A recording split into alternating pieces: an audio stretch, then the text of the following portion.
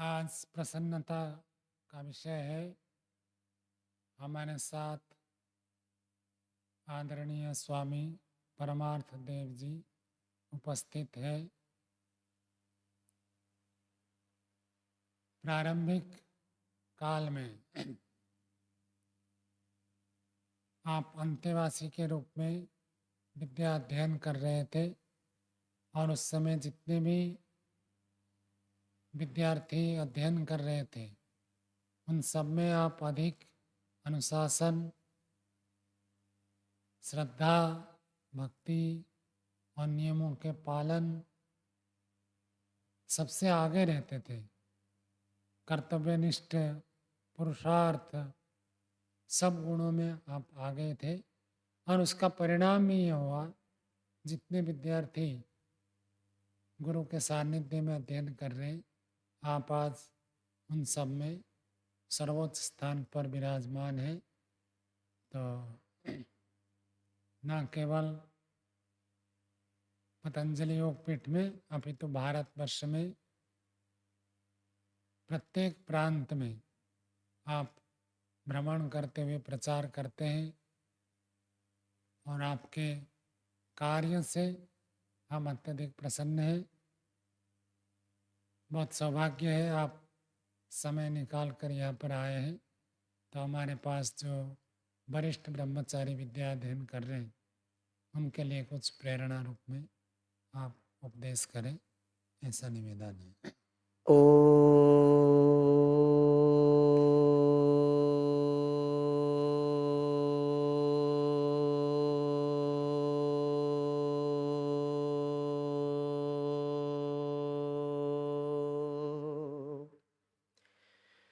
वेदाहमेतं पुरुषं महान्तं आदित्यवर्णं तमसः परस्तात् तमे विदित्वातिमृत्युमेति नान्या पन्था विद्यते अनाय। ॐ संगच्छध्वं संवदध्वं शम्भो मनांसि जानतां देवा भागं यथा पूर्वे संजानाना उपासते। प्रेम से मिलकर चलो, बोलो सभी ज्ञानी बनो, पूर्वजों की भांति तुम कर्तव्य के मानी बनो। पूर्वजों की भांति तुम कर्तव्य के मानी बनो। ओम शांति शांति शांति। अत्यंत सौभाग्य का विषय है। परमपिता परमेश्वर की असीम अनुकंपा से, गुरुओं की प्रेरणा, गुरुओं के आशीर्वाद से आज यहाँ पर मैं गुरु चरणों में पूज्य स्वामी जी महाराज, जो हम सबके प्रेरक हैं, जिन्होंने जीवन का लक्ष्य जप, तप, पुरुषार्थ, कर्तव्य पारायणता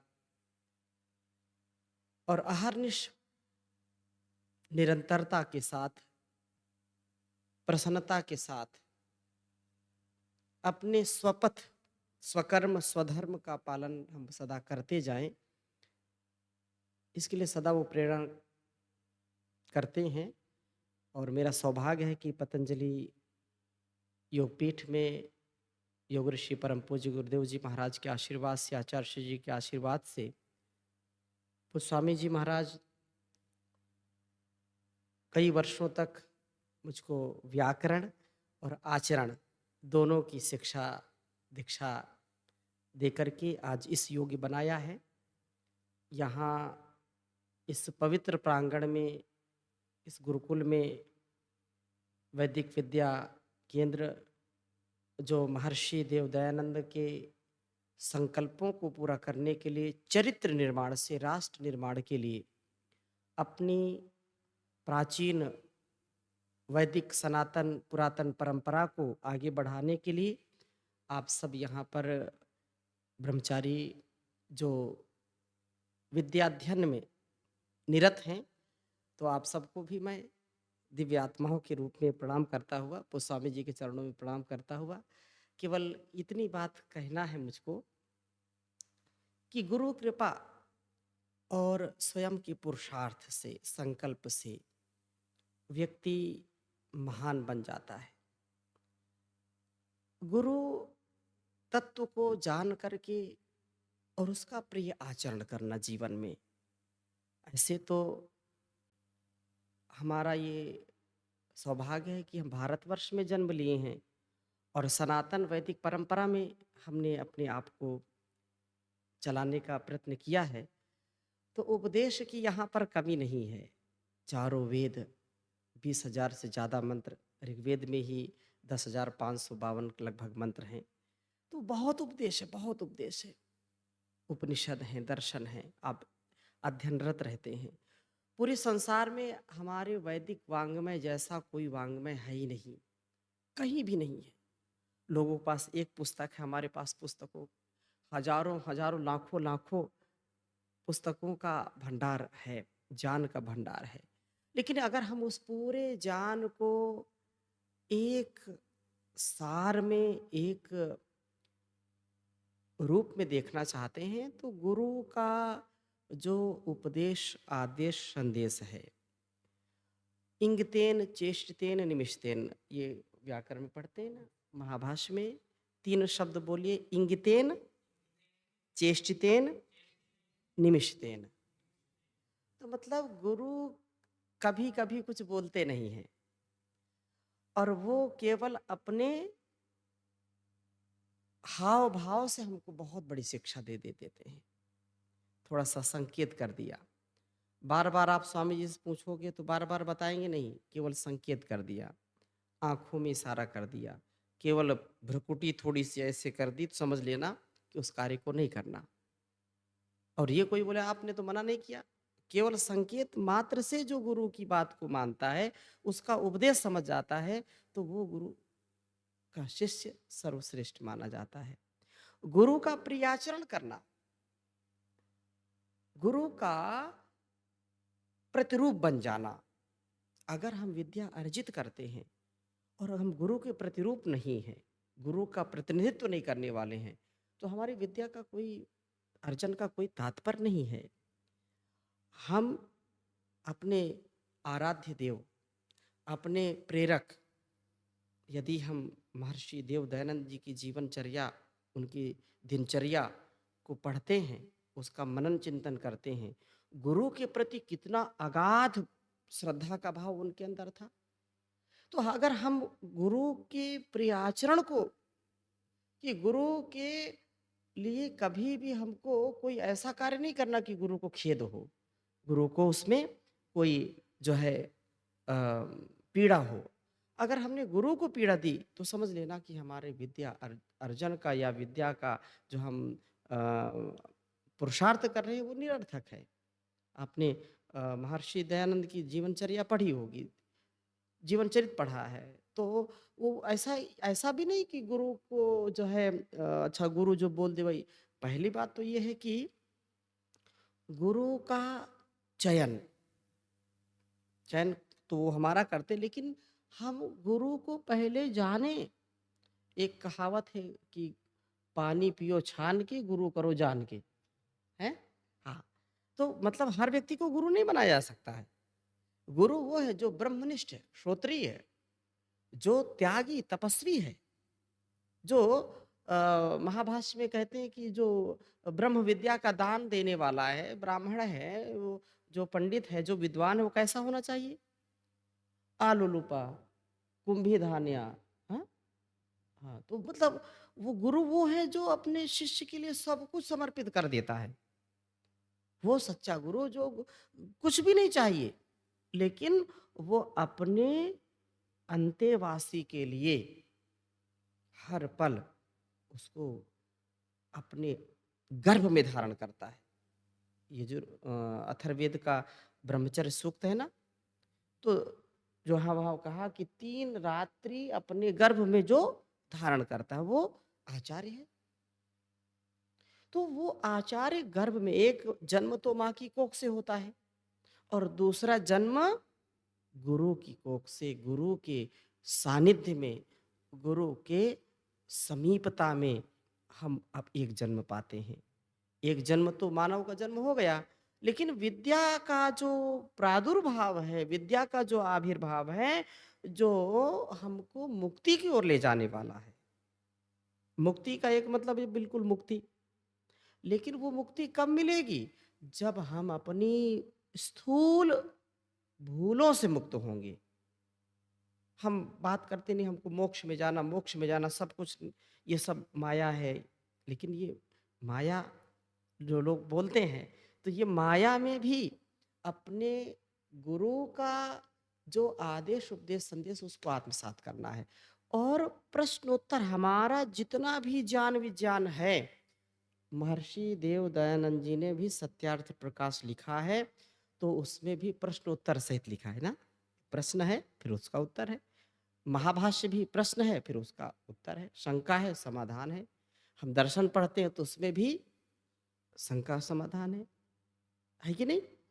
तो ये तो शाश्वत परंपरा है। ये जो गुरु और शिष्य की परंपरा है, आज इसका नितांत अभाव होने के कारण ये विद्या अविद्या का रूप ले लिया है। इसलिए गुरुकुली जो परंपरा है, गुरुकुलों की जो गुरु और शिष्य की परंपरा है, ये बहुत ही उन्नत परंपरा है। और हम सौभाग्यशाली हैं कि हमको पुष्पस्वामी जी जैसा तपस्वी, ब्रह्मनिष्ठ, श्रोत्रिय जो जो है कुछ भी नहीं चाहिए, निर्लेप भाव, निरहंकार, निर्विकार और सदा ही जो एक दिव्य भाव चेतना में रह करके संपूर्ण समर्पण के साथ जो गुरु का उत्तरदायित्व तो उसको निर्वहन करे। और इसमें जैसा मैंने कहा कि महर्षि देव दयानंद हमारे आदर्श हैं, हमारे आचार्य हैं। तो अगर हम उनको आदर्श मानते हैं तो उनकी दिनचर्या, उनकी जीवनचर्या, उनके वचन, उनके भाव हमारे जीवन में उतरने चाहिए। प्रश्नोत्तर खूब करें, श्रद्धा के साथ करें, लेकिन उसको फिर जीवन में उतारना। महर्षि देव दयानंद जी का एक कहीं बात आती है, उनको कुलक्कड़ बोलते, कुलक्कड़ हैं, कुल कालजीवी बोलते हैं, कुलक्कड़ बोलते हैं। तो उसका मतलब क्या है? उसका मतलब ये है कि वो पूछते थे, बिना जो है जब तक उसका समाधान नहीं हो जाता था, 20 बार पूछना पड़े, 100 बार पूछना पड़े, शंका समाधान प्रश्न पूछते थे, उसमें कभी भी वो संकोच नहीं करते थे। तो ऐसे शिष्य को तो संकोच नहीं करना, लेकिन एक बार गुरु ने बता दिया, एक बार समझ गए तो फिर उसको जीवन में उतार लेना। और कई बार जो है बात आती है कि गुरु को जब ज़्यादा पीड़ा होती है तो वो छड़ी मारते थे महर्षि को। अब गुरु विरजानंद दंडी स्वामी छड़ी मारते थे, तो उनको बड़ा कष्ट होता था। वो रो कभी बहुत जो है आंसू कभी उनको आते थे। तो क्यों आते थे? बोले कि आज मेरे कारण मेरे गुरु को कष्ट हुआ। तो कहने का आशय क्या है कि एक बार हम जिसको गुरु माने तो उसकी एक एक बात पर एक एक पल व्यतीत करना चाहिए। हम अगर गुरु का प्रियाचरण करते हैं, उसके आदेश उपदेश संदेश संकेत को मनसा वाचा कर्मणा धारण करते हैं, तो याद रखना हमारा जीवन देदीप्यमान हो जाता है। श्रीमद् भगवत गीता में आता ना, संशय आत्मा विनश्यति। एक बार जब चुन लिया है ना, तो कोई लाखों बार कोई बुराई करे गुरु की, लाखों बार कोई वो करे, लेकिन कभी निष्ठा में हमारे जो है उसमें खंडन नहीं होना चाहिए, उस निष्ठा हमारी अखंड हो। जो एक बार गुरु ने कह दिया उसको पूरे जीवन भर उतारना, अपने स्वभाव में उतार करके ही हम निर्लेप भाव से जीवन को श्रेष्ठतम जी सकते हैं। और इसको अंग्रेजी के शब्द में कहें तो कहते हैं अनकंडीशनल सरेंडर। क्या क्या कहते हैं? Unconditional surrender. तो गुरु के प्रति, ईश्वर के प्रति अनकंडीशनल सरेंडर, कोई कंडीशन नहीं लगाना। नहीं, हम आपकी इतनी बात तो मानेंगे और इतनी बात नहीं मानेंगे। ऐसा कभी नहीं होना चाहिए। अगर हमने गुरु को माना है तो उसकी, हाँ, कहीं शंका है, प्रश्न है, आपको नहीं समझ में आ रहा है, आप 20 बार पूछिए और जब एक बार समझ गए तो फिर उसको जीवन में उतारना चाहिए। और इस प्रकार से जो हम इन शास्त्रों को पढ़ते हैं, हम षड्दर्शन पढ़ते हैं, हम जो है पंचपाणनी पढ़ते हैं, महाभाष्य पढ़ते हैं, हम पतंजलि, कात्यायन, वात्स्यायन, जो भी भाष्य हैं, चाहे पतंजलि हो, चाहे व्यास भाष्य हो, चाहे जितने भी ऋषि पढ़ते हैं ना, तो जब हम सूत्र पढ़ रहे हैं, ऋषियों को हम पढ़ रहे हैं, तो समझो उनसे बात कर रहे हैं। ऐसे विद्या को पढ़ना है। एक एक सूत्र पर हमको विजय प्राप्त करनी पड़ती है। एक एक कदम हमको जीतना पड़ता है। जैसे संघर्ष करते हैं, एक एक युद्ध भूमि के एक एक कदम को जीतना पड़ता है ना, तो ऐसे ही एक एक सूत्र को आत्मसात करने के लिए उससे हमको परिचित होना पड़ता है, उसको आत्मसात करना पड़ता है। उससे बातें करिए, उससे बार बार आप मित्रता करिए, बार बार उससे, जब उससे चर्चा करेंगे ना तो अटैचमेंट हो जाएगा उससे। और जब अटैचमेंट हो जाएगा ना तो ऋषि से साक्षात आप बात करेंगे, उस भाव चेतना में जाकर के बात करेंगे। कि उस समय महर्षि पतंजलि ने योग दर्शन लिखा है, अथ योगानुशासनम लिखा है, अथ धर्मम ज्ञास्यामः है, व्याख्यास्यामः है। तो ये जो है अथा तो धर्म जिज्ञासा, ये जो लिखा है तो क्या है, उसको उस भाव चेतना में जा करके और फिर अपने आप यहाँ इस देश काल परिस्थिति में उसको जीना, तो फिर उसका लाभ मिलता है, उसका हमको जीवन में उसको धारण करके उसका स्वाद मिलता है, उसका रस मिलता है। अब नहीं पढ़ लिया बस ठीक है, सूत्र हैं पढ़ लिया, ऋषि ने लिखा है, 6 दर्शन पूरे हो गए, पंचपाणनी पूरा हो गया, महाभाष्य पूरा हो गया, लेकिन स्वाद क्या आया? स्वाद तो आना चाहिए ना। जब स्वामी जी हमको पढ़ाते थे, हमको वो समय याद है, उस समय जैसा आज तक समय नहीं आया। कि हम जब बैठ जाते थे कि 1-1, 2-2 घंटे, 3-3 घंटे बस बैठे हैं और अष्टाध्यायी ही चल रही है। वो समाधि की स्थिति होती थी। कुछ भी तदा दृष्टुः स्वरूप अवस्थानम की स्थिति ऐसी आ जाती थी, कुछ भी विचार ही नहीं आता था। एक बस एक रस। तो उस समय उसमें रंग जाए, रंज रागे। मतलब महर्षि दयानंद क्या कहते हैं कि ऐसे तो सब लोग बोलते हैं लोभ मत करो, राग मत करो, लेकिन उस समय क्या महर्षि क्या कहते हैं कि विद्या में लोभ और सज्जनों में मोह। लिखते हैं ना, विद्या में कितना लोभ करो, जितना हो सके उतना पढ़ो पढ़ो पढ़ो, और जो सज्जन हैं, जो गुरुजन हैं, जो सात्विक आत्माएं हैं, उनसे मोह करो। मोह विवेक पूर्वक, वैराग्य पूर्वक। तो इससे जो है अत्यंत ही जीवन हमारा दिव्य बन जाता है। हमको किसी से कुछ चाहिए भी नहीं, लेकिन complete attachment with complete detachment. हाँ, निवृत्ति मूलक प्रवृत्ति।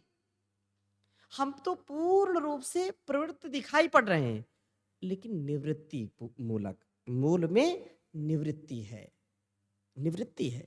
ये देखो प्रकृति है ना, और बोलो प्रकृति कुछ नहीं है, अरे ऐसा कैसे हो सकता है, ये भी प्रकृति है, सारी ये प्रकृति ही है। तो गुरु के प्रकृति में अपने आप को रंग लेना, ऋषि, जिस ऋषि को हम पढ़ रहे हैं उसमें रंग जाना। और जब गुरु के रंग में रंगेंगे, ऋषि के रंग में रंगेंगे, तो आप आनंद उसका पाएंगे, आपको वो नीरस नहीं लगेगी। अष्टाध्यायी किसी किसी को बड़ी कष्टाध्यायी लगती है ना। हाँ, वो स्वामी गणेशानंद जी थे, तो बोलते थे ये जो अष्टाध्यायी का स्वाद कैसा जानते हो, जैसे पत्थर, को चाटो तो कोई स्वाद नहीं उसमें, इसमें कोई स्वाद नहीं है। लेकिन इसमें इतना रस आता था, ओहो हो, कमाल हो गया। मैं उसमें एक-एक सूत्र की हम चर्चा करते थे, एक सूत्र उसको पढ़ रहे हैं, उसको जीवन में जी रहे हैं, उसी से जो है हँसी-मज़ाक भी हो रहा उसी से। तो उसी को जीना पड़ता है, उसी को हमेशा आनंद के साथ। तो ये अध्ययन काल सबसे स्वर्णिम काल है। Now is the golden time. इससे बढ़कर के अच्छा कोई समय आप जीवन में पा नहीं सकते। कितना स्वर्णिम अवसर है। साधना भी करनी, संयम भी रखना है, मन का, इंद्रियों का, शरीर का। और साधना भी इतनी अच्छी साधना, क्यों? कोई तनाव नहीं, कोई दबाव नहीं, कोई जिम्मेदारी नहीं। तो ये ऐसे जिम्मेदारी का मतलब आपको ये बोले कि नहीं, अब ये हमको ये काम बता दिया, ये भी अरे ये तो, लेकिन इतना कोई बड़ा, जितने आप आगे बढ़ते जाएंगे उतनी जिम्मेदारियां रहेंगी, लेकिन इस समय कोई जिम्मेदारी नहीं, केवल एक ही जिम्मेदारी, गुरु की बात को मानना, गुरु को के साथ रहना, और जैसा बताते जाओ वैसा अपने जीवन में करते जाओ। ऐसे तो जिस दिन से हम गुरुकुल में गए कोई ना कोई जिम्मेदारी हमको मिलती गई। तो इससे जिम्मेदारी उसी को मिलती है जो करता है, सबको नहीं मिलती जिम्मेदारी। तो ये जीवन की सार्थकता इसी में है कि हम अपने एक एक पल को, एक एक इस समय को इतना दिव्य बना लें कि जीवन में हमको सदा याद रहता है। आप केवल पढ़ नहीं रहे, आप केवल भाष्य या ये जो दिनचर्या है ये नहीं कर रहे, आप इतिहास लिख रहे हैं। क्या कर रहे हैं? आप इतिहास लिख रहे हैं। याद रखना, आप इतिहास लिख रहे हैं। आज पुष्प स्वामी जी ने जो बात कही है और जो हम अनुभव करते हैं, इतिहास लिख दिया। जिस समय हम पढ़ते थे, पढ़ते अभी भी पढ़ते हैं, लेकिन जो उस समय एक था कि उस समय हमने एक भी बार याद नहीं कि हमने कभी प्रमाद किया हो, कभी कोई बदमाशी की हो, कभी स्वामी जी को हमने तंग किया हो। कभी एक बार भी, हाँ, भूल से अगर हो जाए तो गलती करना, मनुष्य का स्वभाव, भूल हो गई तो उसका पश्चाताप करते थे। 2-2 दिन, 3-3 दिन तक मौन रहते थे। और कभी स्वामी जी ने नहीं कहा कि ये जो है आपने ऐसा किया तो आपको ये दंड हम देते हैं। हम स्वयं पहले ऐसी विद्या, गुरु ने जब हमको सिखा दिया एक बार ऐसा स्वयं करना है, तो उसको आत्मसात करना। तो वो समय हमने जो कर लिया तप, आज हम वो तप नहीं कर पाते।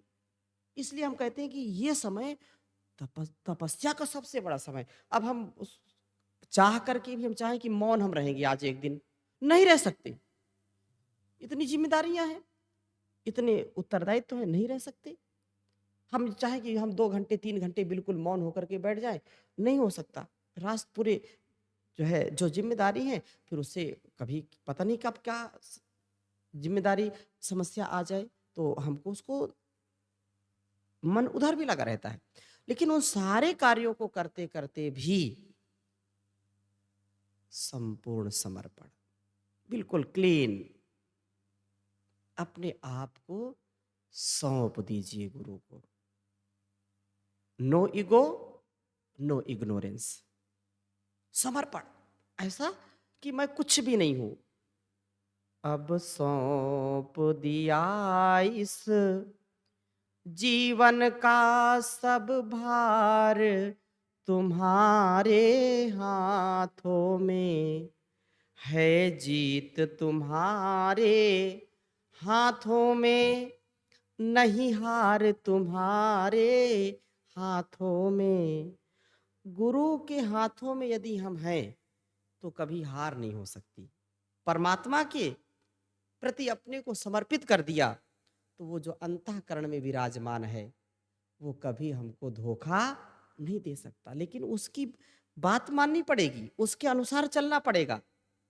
महर्षि दयानंद लिखते हैं ना, सबका आत्मा सत्य असत्य का जानने वाला है, फिर भी क्या करते हैं? हठ में, दुराग्रह में, स्वार्थ में, अभिमान में हम उसकी अंतरात्मा की आवाज दबा देते हैं, तो फिर धोखा खाते हैं। ऐसे ही गुरु की बात को हम जब अरे ठीक है तो बोलते रहते हैं, कहते रहते हैं, चिल्लाते रहते हैं, उनका काम है कहने का, अपने को ऐसा करना है, तो फिर धोखा खाएंगे। वो अपने पैर पर हम कुल्हाड़ी मार रहे हैं। इसलिए स्वप्न में भी कभी भी वेद, शास्त्र, ऋषि प्रोक्त, शास्त्रोक्त, वेदानुकूल, शास्त्रानुकूल, आत्मानुकूल आचरण से कभी भी हमको विपरीत नहीं जाना चाहिए। अगर जब जब हम इसके विपरीत जाएंगे, तब तब हमको कष्ट मिलेगा, ग्लानि होगी, कुंठा होगी, तो ये बहुत हमारे लिए घातक होगा। इसलिए अपने आप को ईश्वर में, गुरु में सौंप दीजिए और इस जीवन को जिस समय हम जो जी रहे हैं ना, उस समय उसी को जीना, ना भविष्य की चिंता करना और ना भूत में। अतीत व्यतीत हो गया, भविष्यत अनागत है, वर्तमान में जियो। वर्तमान निर्दोष है, इसलिए वर्तमान में हम जब पूरा जीवन जीते हैं ना, तो हम पूरे आनंद में रहते हैं। कोई चिंता नहीं, कोई दबाव नहीं, कोई शोक नहीं, क्योंकि सब वो उसी का दिया है, उसी ने सब कुछ किया है, तो हमको अपने कर्म में निरत रहना है। तो अपने जीवन को ऐसे जिएंगे तो बड़े लक्ष्य के साथ जिए। मैं एक व्यक्ति नहीं, मैं राष्ट्र की अभिव्यक्ति हूँ। महर्षि दयानंद जैसा व्यक्तित्व भूतो न भविष्यत। विश्लेषक लोगों ने लिखा है कि उनके अंदर राष्ट्रभक्ति, उनके अंदर मातृभक्ति, उनके अंदर अपनी इस वेद परंपरा के प्रति, शिक्षा के प्रति, संस्कार के प्रति, भाषा के प्रति और ये पूरे जीवन के प्रति जो एक दिव्य दृष्टिकोण था। अगर वास्तव में हमको देश और समाज को, अपने जीवन को बदलना है, तो ऋषि के जैसे जीवन को जीना पड़ेगा, उनके जैसा तपस्वी बनना पड़ेगा, उनके जैसा निश्चल, निष्कपट, निरहंकार, निर्विकार जीवन जीना पड़ेगा और दया, करुणा, प्रेम, निष्ठा वैसा करना पड़ेगा। तो आपके अंदर बहुत बड़ा एक सामर्थ्य है, हम सबके अंदर वो सामर्थ्य आ जाएगा और हमारा जीवन इस संसार के काम आएगा। तो ये मैंने थोड़ी चर्चा की है, बाकी कल भी चर्चा करेंगे। कोई प्रश्न हो तो आप पूछिए। हाँ, कोई?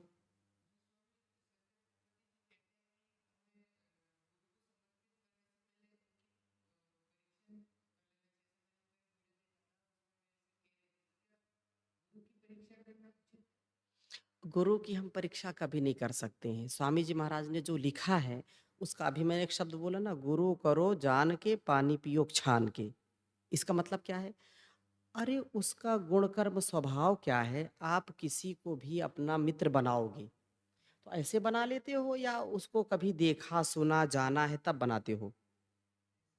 ऐसे बना लेते हैं? नहीं, किसी रास्ते चलते व्यक्ति को अपना मित्र बना लेते हैं क्या? बोलो ना। नहीं, आप कोई जा रहा है व्यक्ति और उसका हाथ पकड़ लो, आप हमारे मित्र हैं, ऐसा कहते हैं क्या? नहीं कहते ना। मित्र किसको बनाते हो आप?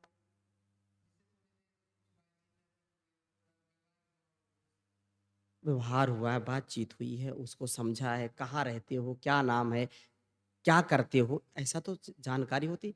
यही तो परीक्षण है, यही तो परीक्षा है ना। तो गुरु का व्यक्तित्व कैसा है, वो कैसा है, उसका जीवन चरित्र कैसा है, तो वो उसको सोचना, समझना, जानना। उस संदर्भ में पूज्य स्वामी जी ने जो लिखा है कि परीक्षण करके, परीक्षा करके मतलब ये कि अब बिना जाने अब वो भांग खाता है, सुल्फा पीता है, नशेड़ी है? उसके ऊपर केस चल रहे हैं, आपने उसको जाना नहीं, उसका परिचय नहीं लिया, उसकी परीक्षा नहीं की, तो कैसे आप उसको अपना गुरु बनाओगे? ठीक है ना? तो परीक्षा का मतलब ये है, उसका व्यक्तित्व जानना, उसका सामर्थ्य जानना, उसकी तपस्या को जानना कि और फिर उसको फिर समर्पण के साथ। परीक्षा का मतलब ऐसा नहीं कि नहीं, अब उसको हम आपकी पहले परीक्षा लेंगे फिर आपको गुरु बनाएँगे, ऐसा कह सकते हैं क्या? जी, और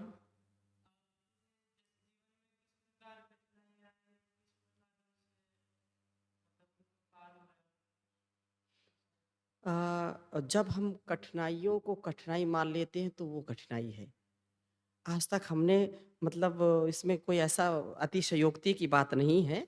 बहुत विषम परिस्थितियाँ भी आई लेकिन हमने उनको कठिनाई माना ही नहीं। तो हमको कभी कोई कोई पूछे स्वामी जी कि आप क्या कठिनाई आपने, हमको आज तक कोई कठिनाई समझ में आई नहीं। ये तो प्रकृति है ना। कभी आंधी आएगा, कभी तूफान आएगा, कभी वर्षा अतिवृष्टि है, कभी अनावृष्टि है, कभी सुख है, कभी दुख है, कभी मच्छर काटेंगे, कभी गर्मी लगेगी, कभी जो है ठंडी लगेगी। ये तो प्रकृति है ना। अगर हम इसको कष्ट मान लेंगे तो फिर कैसे जीवन चलेगा ना। ये तो नहीं हो सकता। हमने बहुत विषम परिस्थितियां, शारीरिक रोग भी बहुत आए, बहुत कठिनाई, लेकिन हमने उसको ये कार्यम व साधेयम देहम व पातेयम, डू और डाई, करो या मरो। जीवन में दो ही है ना। और जो भी मिल रहा है वो हमारे प्रारब्ध से भी हो सकता है, हमारे वातावरण से भी हो सकता है। तो ये जो कुछ भी हमारे साथ घटित हो रहा है उसको कठिनाई नहीं, वो एक प्रोसेस है। पूज्य गुरु जी एक बात कहते हैं ना, ये जो कुछ भी हमारे साथ हो रहा है ये शुभ है या शुभ की तैयारी है। ये शुभ है या शुभ की तैयारी है, तो उसको कठिनाई समझो ही नहीं। और हम कठिनाई अगर उसको समझ लेंगे, ओहो हम इसको कैसे पार करेंगे, कैसे पार करेंगे, कैसे, तो फिर फंस जाएंगे। तो पार होना ही होना है।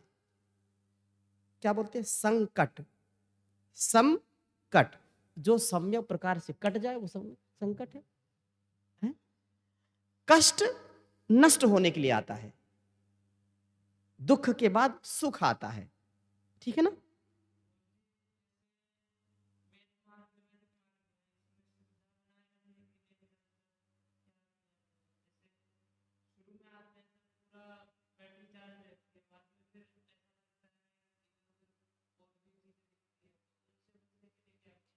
इसलिए तो पहले बोला ना, लक्ष्य तो बनाना पड़ेगा ना। लक्ष्य नहीं है जिनका, जीवन में ऐसे वे रह जाते हैं जैसे बहते हुए पानी में लाखों करोड़ों पत्ते बह जाते हैं। बहाव की विरुद्ध बहना पौरुष है। बहाव में तो तिनका भी बह जाता है, बहाव की विरुद्ध बहना। जो लोग एक कहते हैं भीड़ भाड़ में जाती है, भीड़ कहाँ जाती है, भाड़ में जाती है। इसलिए वो भीड़ तो जहां जाए जाने दो। अरे आपने जीवन चुना है तो इसको पहले समझो, जानो और उसको जीना है। ये संसार आकर्षण से भरा पड़ा है।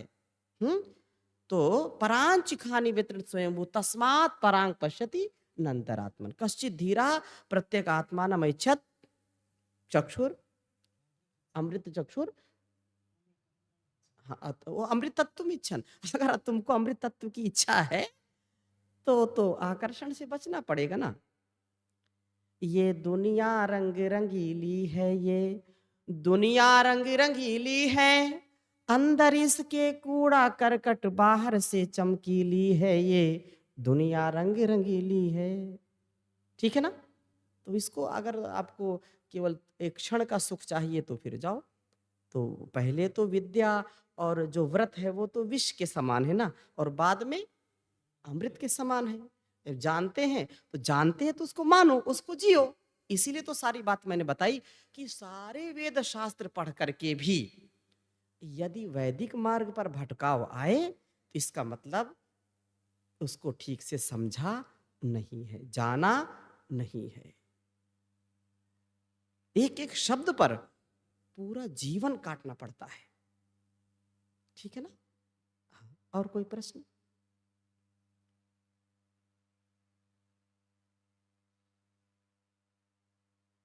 कोई प्रश्न नहीं है? हाँ, तो विराम करें फिर, क्योंकि आपकी दिनचर्या भी होगी, शयन का भी समय है, सुबह भी उठेंगे भी। ठीक है स्वामी महाराज।